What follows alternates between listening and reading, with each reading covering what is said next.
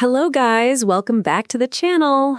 We've got something very interesting to talk about today because Fever insider James Boyd has just participated in an exclusive interview with Noah Dalzell in Boston, and a lot of people around the Indiana Fever community are paying attention to what was said.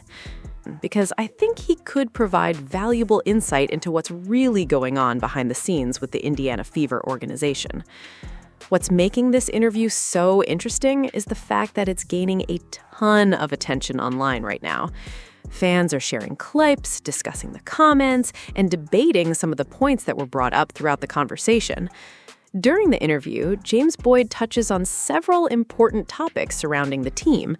He talks about the Indiana Fever's defensive struggles, the dynamic between Caitlin Clark and Stephanie White, Raven Johnson's rookie season, and even offers some thoughts on Kelsey Mitchell as a person and teammate. But for this video, we're going to focus on the portion where James Boyd discusses Caitlin Clark. There are some interesting observations and perspectives in this segment, and I want to break them down and react to what was said. So with that being said, let's get right into it and see what James Boyd had to say. Can you contextualize that interaction a little bit and just maybe provide like some thoughts on what we saw and whether should it have been a big story or should it have not effectively? Everything's a big story with Caitlin Clark. Come on now, you know this, but I know. Here's my take on it, and I'll back up and kind of give you some of the backstory. So when they won their last game, not their last game they played, but their last win against the Valkyries, that was the game after Caitlin returned from the back injury saga and all of that. And she was pretty fired up, went at Tiff Hayes, and they were going at it. She was fired up. She got a text. She got a flagrant foul in that game. It was a lot. But they win. And she was pretty good in that return. And I asked Stephanie White after the game, how do you coach emotion and what's good emotion versus bad emotion? And she mentioned that this fire that Caitlin plays with, this, insatiable thirst to win, is something I don't want to take away from her. And I would honestly liken it to more of like the Kobe and Michael Jordan world. And I say this, I'll preface this by saying, I think that all athletes, male or female, should be allowed to have emotions. I think, I cover the NFL. How many times I've seen a helmet get slammed on the sideline and no one loses their mind. Oh, he just cares. And then it gets blown out of proportion with the WNBA. But all that you say, with Caitlin, she is not always a nice teammate or a nice person to referee or a nice person to coach because of her edge. But the edge is what makes her special. So within that, maybe about a week ago, Stephanie was saying, yeah, you know what? I don't want to coach that out of her, but there are times where it has to get reeled back in. And I think when people see it get reeled back in forcefully, like we saw in that Portland game, it can get blown up into this huge big thing where it's like, oh my gosh, it's just rift. They don't like each other.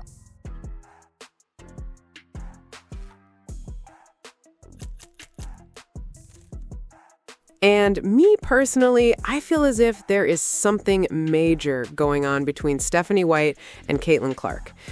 Because if there wasn't, here's my thing. If there wasn't anything significant happening, they wouldn't even address it. Guys, I've been covering sports on my channel for 5 years. If there was nothing going on, there would be nothing to talk about. You guys have to remember that when it comes to coaches and players, if there's no tension and there's no conflict, then there's no story. And if there's no story, there's no conversation. If there isn't any conversation, then usually there's nothing going on. But with them constantly trying to manage people regarding this entire situation, that leads me to believe there is definitely some locker room drama happening between Caitlin Clark and Stephanie White that the public does not know about. And it could involve Caitlin Clark and other players. It could involve Caitlin Clark in the front office. But I'm telling you guys exactly what I think. Nobody can tell me otherwise. Because if there was nothing going on, they wouldn't address it. I tell you what, it's good that they're not living Scott by the Agnes wouldn't have had his credentials pulled. If there was nothing, we wouldn't be seeing all of these crazy things that have happened over the last week or so. Why did they have that meeting? The 2-hour meeting that Sophie Cunningham exposed. Why was it such a secret? Why did they seemingly not want Sophie Cunningham talking about it publicly? Why is that? Teams hold meetings to calm down locker room drama. They don't care what we say on these microphones. They don't care what Stephen A. Smith says. They don't care what media personalities are saying if nothing is going on internally. We have to remember that it doesn't take a rocket scientist to figure this out. There appears to be some turmoil within the Indiana Fever organization involving Caitlin Clark, because every time some drama comes out, it somehow circles back to CC. CC, Ran. CC always seems to be in the middle of the conversation. That's why I believe there is something going on with that basketball team. Let's finish listen this.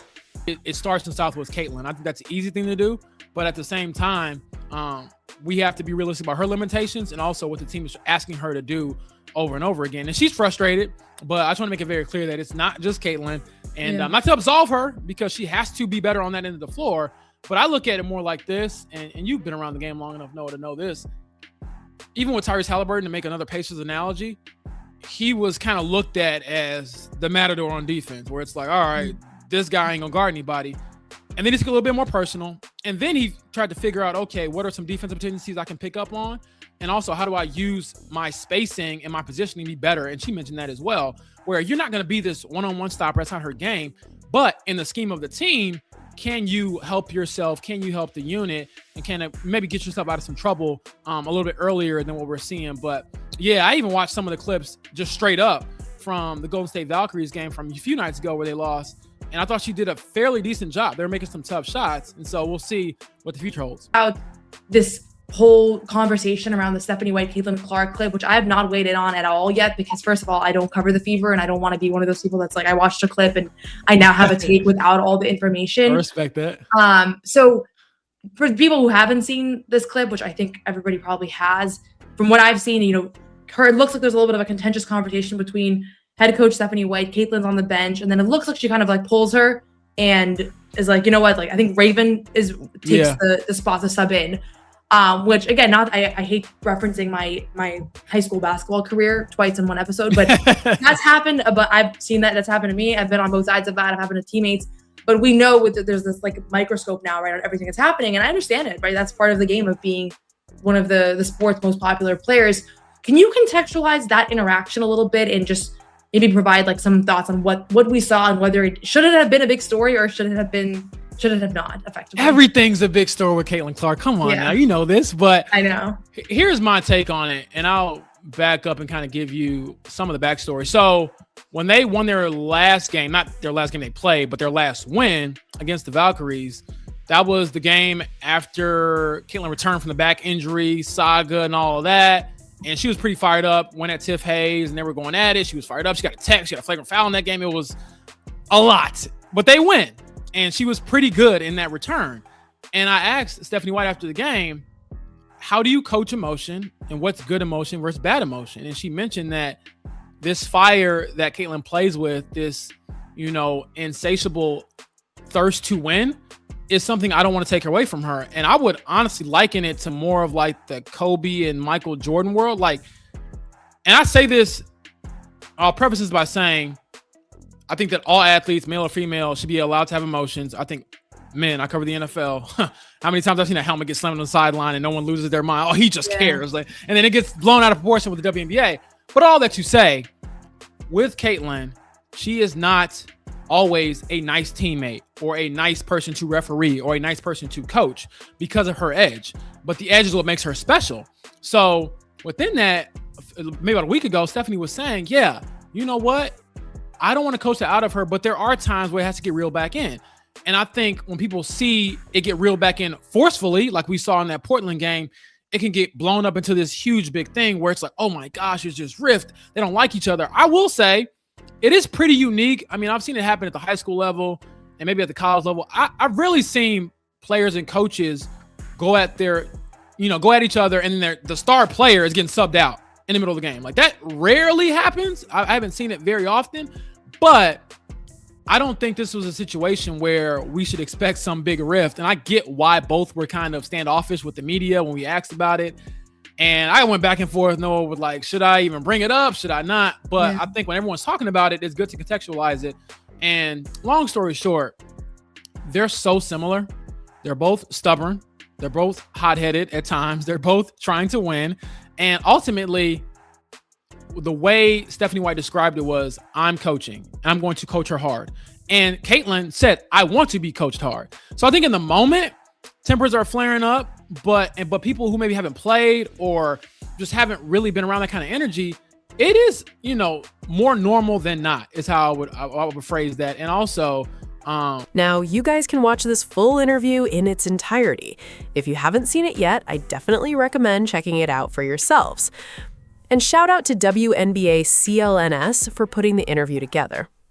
One thing I've always said about the media is that there's a big difference between simply reporting information and asking the questions that fans actually want answered. That's one of the reasons why I've gained a lot of respect for James Boyd over the last year. When it comes to Stephanie White, there are a lot of reporters in the room asking questions. But let's be honest, not every reporter is willing to ask the uncomfortable questions. Not every reporter is willing to bring up the topics that fans are debating online every single day. James Boyd is different in that regard. He's paying attention to social media. He's paying attention to YouTube channels. He's paying attention to Twitter. He's looking at what's trending, what stories are gaining traction, and what fans are discussing across multiple platforms. That's important because the audience often drives the conversation. A lot of people like to criticize independent creators and call us drama media. They say all we do is focus on controversy. But the truth is that many of the stories being discussed online become major stories because fans are already interested in them. The difference is that many traditional reporters don't always want to touch those topics. James Boyd does. He understands what people are talking about, and he's willing to ask questions that might make certain people uncomfortable. Whether you agree with every question or not, you have to respect somebody who's willing to go there when everyone else is avoiding the subject. That's why I think somebody like James Boyd plays an important role in covering the Indiana Fever. Now, does that mean everybody likes him? Probably not. When you're the person asking difficult questions, you're naturally going to attract criticism. That's just part of the job. But somebody has to be willing to do it. Somebody has to be willing to ask Stephanie White about the issues fans are discussing online. Somebody has to be willing to push for answers when questions continue to circulate. And that's exactly what James Boyd has been doing. To me, that's what great media coverage looks like. It's not always about having the flashiest presentation. It's not always about having the perfect headline. It's about understanding your audience and addressing the topics that matter most to them. That's what makes a top-notch creator. That's what makes a top-notch reporter.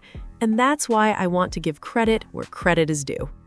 Kudos to James Boyd for continuing to ask tough questions and staying engaged with what fans are talking about. Overall, it was a fascinating interview. There were a lot of interesting moments, a lot of important topics discussed, and plenty for Indiana Fever fans to think about. So, once again, shout out to James Boyd, Noah Dalzell, and wnba CLNS for making the interview happen. Now, I want to hear from you guys. Get down in the comments section and let me know your thoughts on everything that was discussed. And as always, don't forget to like, subscribe, and I'll catch you guys in the next video.